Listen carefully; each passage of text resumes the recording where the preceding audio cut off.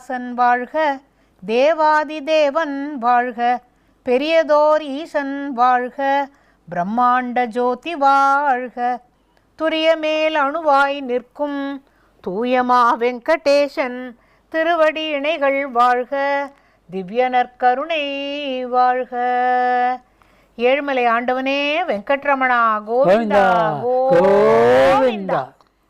இப்போ இந்த மாதிரி விளக்கேற்றின பிறகு வீட்டில் இருக்கிற குழந்தைகள்லாம், எங்கள் வீட்டு பக்கத்து வீட்டில் கல்லூர் ராஜகோபால் நாயுடுன்னு ஒருத்தர் இருப்பார். அவங்க வீட்டில் இந்த குழந்தைங்கள்லாம் உட்காந்துட்டு கோவிந்த கோவிந்த கோவிந்த கோவிந்த கோவிந்த கோவிந்த கோவிந்தா இதே சொல்லிட்டு இருப்பாங்க. ஏன்னா இவ்வளவு நெய்யும் ஆகி அப்படியே மலையேறும் பொழுது அதுக்கு ஒரு கற்பூர ஆரத்தி காட்டுவாங்க. அந்த மலை ஏறின பிறகு கற்பூர ஆரத்தி காட்டின பிறகு எல்லாருக்கும் தீர்த்தம் தருவாங்க. விழுந்து கும்பிட்டு இந்த மாவிளக்கு